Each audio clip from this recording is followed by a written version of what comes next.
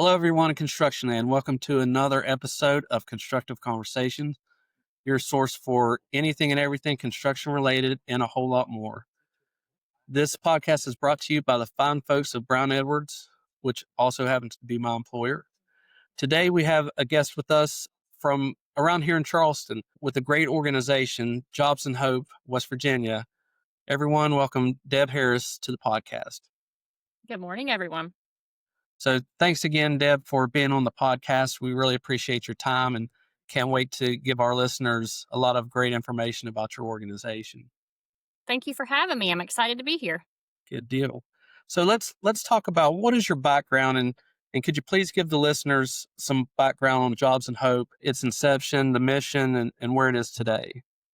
Sure. So I am Deb Harris, and my background is actually in education. I came from the education world, higher education, previously employed at Bridge Valley as a counselor for individuals on TANF, navigating college to help them be successful in their college journey. I myself was on TANF when I attended community college, a non-traditional student, so I needed some assistance to be successful in higher education and then in the workplace. So in 2019, it was announced in the state the idea for Jobs and Hope West Virginia. And it was really to help individuals eliminate barriers to employment, specifically those individuals who are in treatment and recovery or coming out of some type of justice involvement. So formerly incarcerated individuals. This specific population faces unique barriers to employment and to reintegration into their communities in general.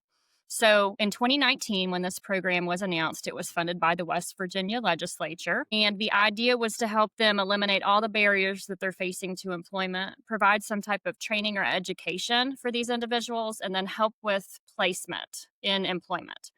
So that was how we got our start. So it was a perfect place for me to land because I had been there and done that, and I had navigated barriers of my own. I had an understanding, a real lived perspective on what folks might need to be successful. Good deal. Good deal. So since its inception in 2019, how has the program evolved in response to the changing workforce needs? We started with 10 transition agents, and I can get into a little bit more about what they do here in a little bit. We started with 10 of those statewide, covering all 55 counties. We now have 24 transition agents serving all 55 counties, as well as 4 reentry liaisons who work in correctional facilities helping with reentry prior to release.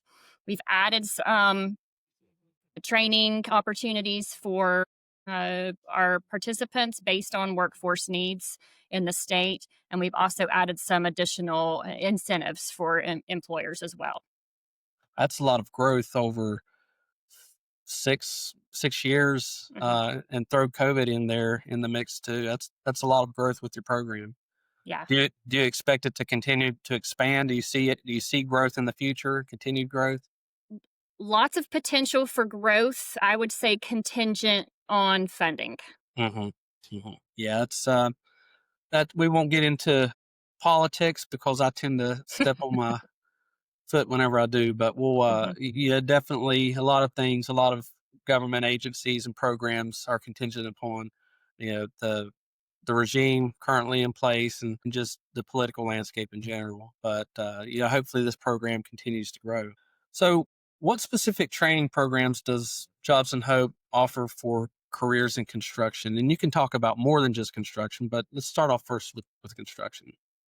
So, one of our partners from the very beginning is the West Virginia Military Authority. And this goes back all the way to Hoyer, when if you wanted something done, he was your go-to guy. So Military Authority kind of had their hand in everything. That has been a great partnership for Jobs and Hope, and one that we've continued to maintain since 2019 and expand on that partnership. So we started a partnership with the West Virginia Military Authority and the National Guard at Camp Dawson for a 28-day heavy equipment operator training where our participants can go and stay at Camp Dawson. They're housed, they're fed, they're trained on 5 to 6 pieces of heavy equipment. They do OSHA training. At the end of that training, we bring employers in to host a job fair, and our folks are ready with a resume and have gone through mock interviewing and things like that. so that they can get their foot in the door with some of the employers that we have in attendance there. So that's probably our most popular training in relation to construction, but we also have partnerships with PCTC, so Putnam Career and Technical College, and then lots of higher ed CTE programs. We actually have CTE programs inside correctional facilities as well. And so the West Virginia Schools of Diversion and Transition is over all of the educational programming in correctional facilities. We have some great CTE programs and instructors inside the walls, Hmm. as we say, that will prepare folks for employment prior to their release. You can also do a one-off forklift training with some of those CTE facilities statewide. So lots of options for construction. Well, definitely. Shout out to Caldwell at PCTC. I know the CD Caldwells. is great. Yeah. Yes, CD is great. But that's just a great school in general. I live in Eleanor, right there. Actually, my first house was across the street from PCTC. I still live in Eleanor and grew up in that community, and have known a lot of kids that have gone through the program. They're going through electrical. My nephew's going through the electrical program. The heavy equipment operating program. All those things are just great for young kids. But like to your point, what you're providing is something more than just you're not. You got your secondary schools that are feeding these technical schools, kids that are growing up learning a trade and then going out into the workforce. But more to your point, you're providing an avenue for those that are past that traditional, we'll say traditional student age, to go back and get that education. And like you said, not just with PCTC, but the West Virginia Military Authority and things like that. So those are great avenues for training.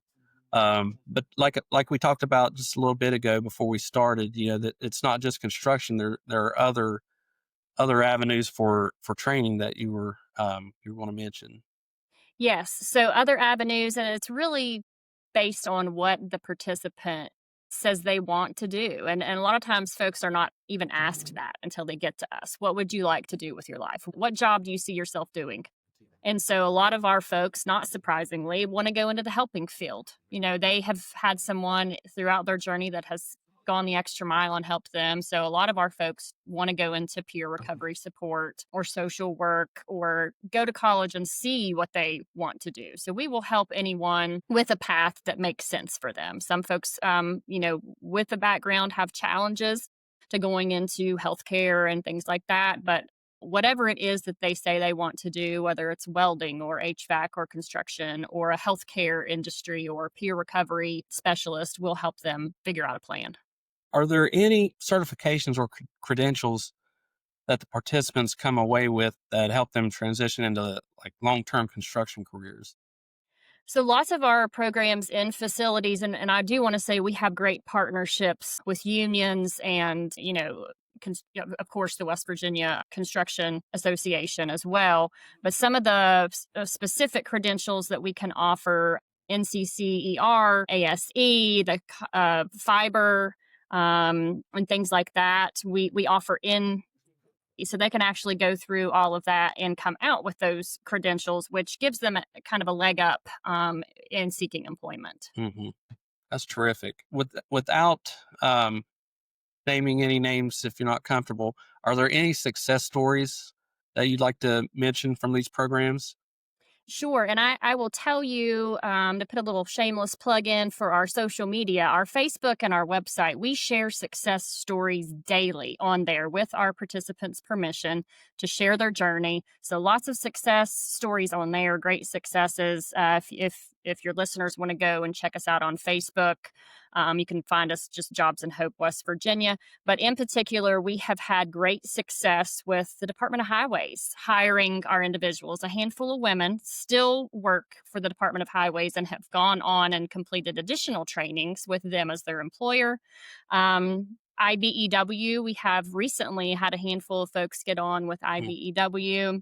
Orders construction has been great. Union laborers, building and construction, trades industry also hires a lot of our folks as well. And a lot of these individuals have overcome so many barriers. We'll get into what those are in a little bit, but it's common for us to see them have to go through multiple resources to Mhm. overcome the barriers that they come to us with. So it's just really a great stories of hope for everyone to remember.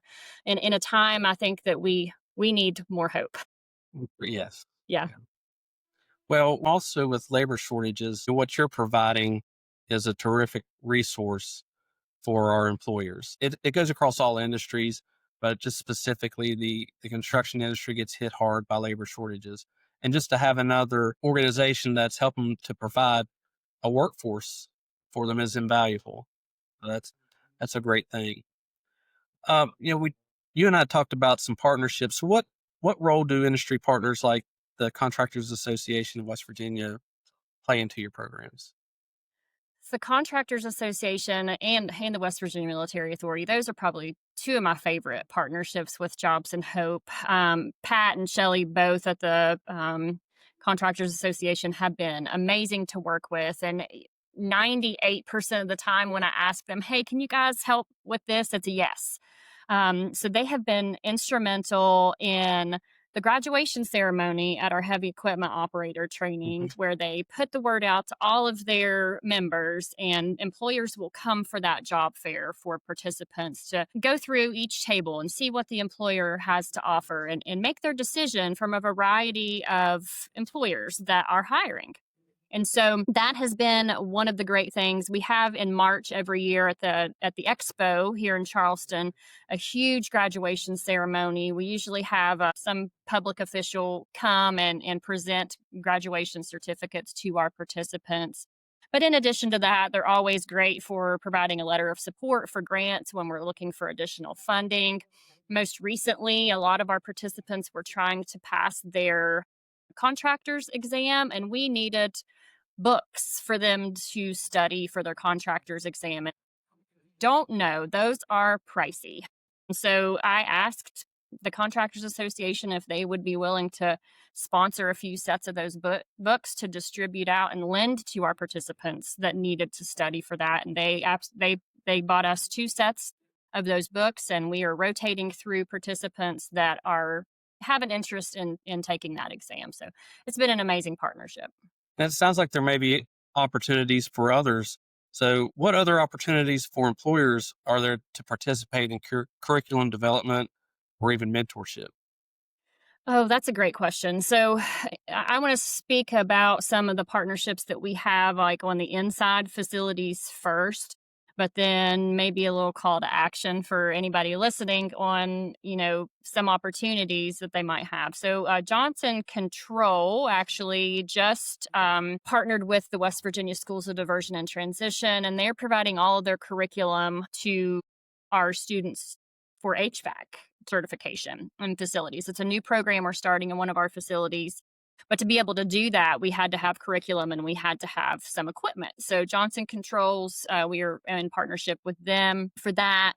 And then, we are looking at any employer that wants to provide curriculum, and we will partner in facilitating that. So we will find an instructor to facilitate that. Most recently, conversations with the military authority, we see a big need for CDL training. And with our limited funding, it's been a little tricky trying to find curriculum and instructors and trucks. So, more to come on that here in just a minute. But any curriculum or need that an employer sees, we have partners that are willing to work with us to help meet the needs of those employers. That's great. And if any of them would like to help out, what's the best avenue for them to go down? Would it be to go to your website? They can go to the website. There's a general email listed on that website. It comes to me, or they can email me directly, drharris at K12. So, yeah, along those lines, how does Jobs and Hope incentivize construction companies to hire program graduates? In our partnership with the West Virginia Military Authority, we have a wage reimbursement program that any employer that is willing to hire our participants, and this is not just construction or trades, this is any employer, we will reimburse them up to $20,000 per employee or 1,040 hours, whichever comes first. It has to be career employment. and they have to be willing to pay a minimum of $15 an hour. And the idea behind this is that they would retain the employee after the wage reimbursement has been exhausted. So there are a lot of incentives to this for both the employee and the employer. The employee gets to try out the job for a little while, and the Hmm. employer gets to kind of try out the employee for a little while. During this whole process, the Jobs and Hope participant maintains regular contact with their transition agent, and the employer sends a monthly report on that employee's job performance. So if they are a great employee and showing up on time and coming to work and ready to learn, and they want to maybe give them an additional training or certification and they could be eligible for a raise, we can help them find that training so that they add credentials to their resume and are able to get a raise. If they are showing up late or missing work, the Jobs and Hope transition agent can kind of step in and, see why they're having trouble getting to work. And if it's something that we can help them with, we will absolutely help provide that service. That's definitely a great incentive. Yeah, I just kind of looked on the website a little bit earlier today and saw that there possibly are some opportunities for the work opportunity tax credit, and maybe some other information like that to be passed on. If you haven't, all the listeners, if you haven't been on the website yet, it is jobsandhope.gov, and there's all kinds of great resources and information on there about their program, and I'll let you plug all that at the end of it, but Awesome. I wanted to mention that because that was on my mind about some of the resources that were listed there. So let's talk about barriers to employment. So what are the most common barriers that are faced by participants seeking construction jobs or just jobs in general, and how does the program help them address those? So, a lot of folks automatically think if they have a record, that is a huge barrier, the number one barrier that people might face. We haven't seen that to be true. And actually, during COVID, employers were calling me every day. And I think that the landscape or the paradigm has shifted a little bit. And when people think about hiring felons, and I always say, I would rather hire a felon knowingly than hire someone and then something happened to my business. And they're great employees, and in my experience, some of the hardest workers we have in the state, and they just are looking for a chance. They have more to lose and more to prove. So that aside, which sometimes can be a barrier depending on what field of work they want to go in, transportation is the number one barrier that we see in West Virginia, period, not just talking about Jobs and Hope participants, but just because of the rural landscape of West Virginia. Transportation, driver's license, if you don't have your driver's license, car repair, dental, childcare, those types of barriers prevent people from being successful in the workplace. And, a lot of times people say, well, people just don't want to work. I can't get people to work. I don't believe that's true. I think West Virginians are known as hardworking individuals. I believe if you're not working, there's something preventing you from being successful in the workplace. And if we can help individuals by connecting them to the resources that will eliminate those things, then they'll be successful in the workplace. So basically, someone's out there and they really want to work. They just have these barriers. They just need to reach out to you all. Is that how that Yeah, they works? can call the hotline, they can go on the website and click start your journey, and it'll go over our eligibility requirements. You have to be 18, a resident of West Virginia, have a barrier to employment, be ready and willing to do some type of training or education, and then have career employment as your goal. And you have to pass a drug screen to be in Jobs and Hope, and that's something that um, employers don't have to worry about. If they're a Jobs and Hope participant, we're already Mm. drug screening them and working with them to eliminate any barrier that they have. Yeah. So things like identification and driver's license, you all help them with that process. Absolutely. So the DMV, anytime I get the opportunity to say this, the DMV has been wonderful. The DMV has been a great partner with us. And we've got several programs and processes with the DMV specifically for Jobs and Hope. But if someone has fines and fees that they need to get paid off to get their driver's license reinstated, we can help them do a citations request with the DMV, and there are processes that we follow to get driver's license reinstated. We've been successful in over 3,000 individuals getting their driver's license reinstated through a partnership with Jobs and Hope Oh, and the wow. DMV. And then we also have partners that provide transportation for our participants. Motive Care holds the state non emergency medical transportation contract. Through our partnership with the Office of Drug Control Policy, we can transport individuals to and from work, to and from school, anything that they need Jobs and Hope related so that they can get where they need to go. So once you have a participant placed in employment, what support systems are in place to help them maintain that employment? So, shout out to my transition agents who are serving their participants statewide. We have over 1,500 active participants in the program spread across 55 counties, 24 transition agents serving them. They are experts in their region, and their case management really helps to support one on one the participants that they're working with so that they are successful. We meet with our participants once a month, check in with them. How's it going? What do you need? Are there any new barriers that we need to address? So then we can do referrals to partner agencies statewide to help eliminate all of those barriers that I mentioned before: transportation, childcare. Childcare is a huge barrier for individuals trying to enter the workplace, dental needs. So, all of those supports, it's not just Jobs and Hope, it's so much bigger than that. It's all of the partners that we have been able to maintain for the past 6 years that we collectively support individuals and make them successful. Are your transition agents, are they all diversified in the types of industries that they work in, or any of them industry specific? We have such a diverse team that it spans from, I have a veteran specific transition agent. John is a 20-year Navy veteran who has done any and everything imaginable, including some trades, but he serves veterans statewide. We have folks that are in recovery from substance use themselves. We have higher education folks. We have one of my staff members is an EMT.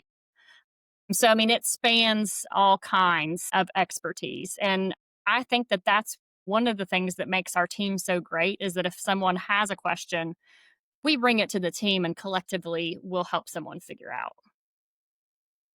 That's good. So what does the future look like for Jobs and Hope West Virginia?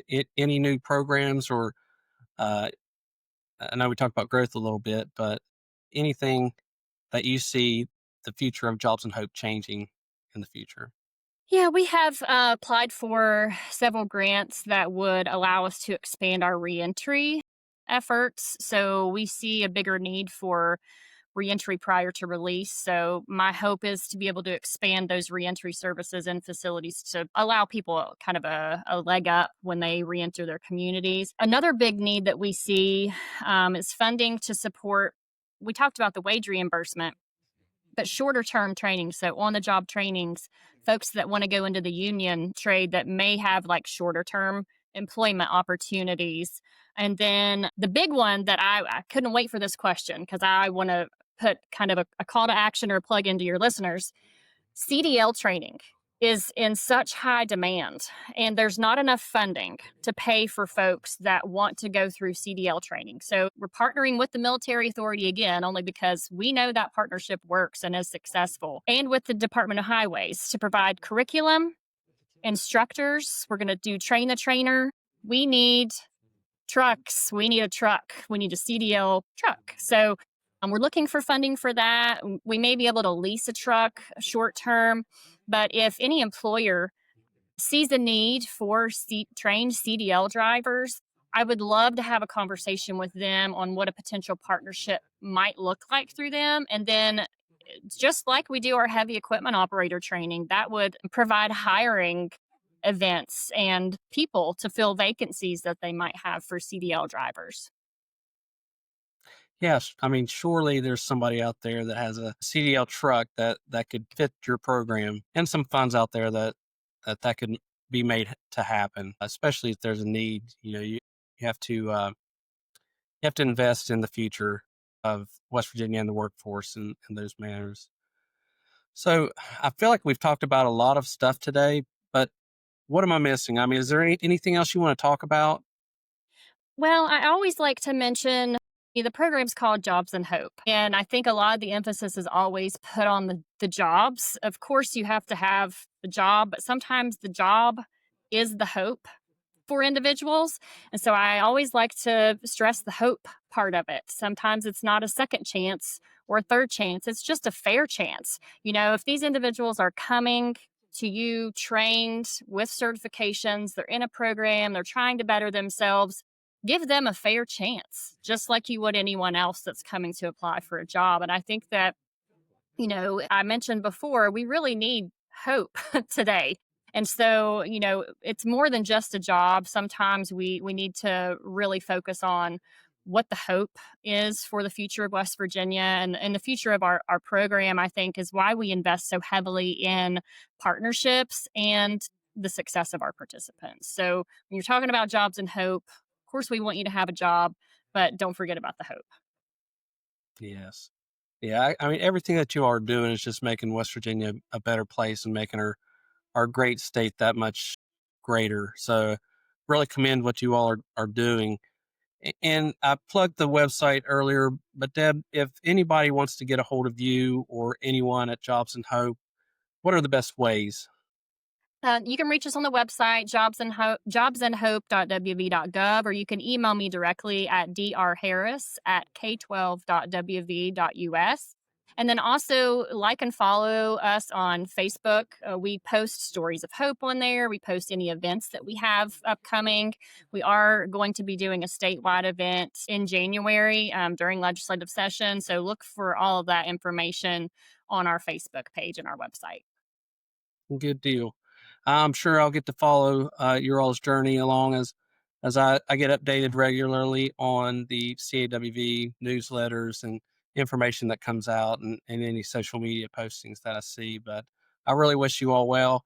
And Deb, I thank you for your time today, coming on the podcast and giving the listeners more information about a great program that doesn't just benefit the participants of it, but can also benefits those that contribute to it. So thank you very much for being on here today. Thank you for having me. Not a problem. So this wraps up another episode of Constructive Conversations. Be sure to follow us on YouTube and get the podcast wherever you subscribe to those. So for now, this has been Eddie Thompson. Thanks for listening.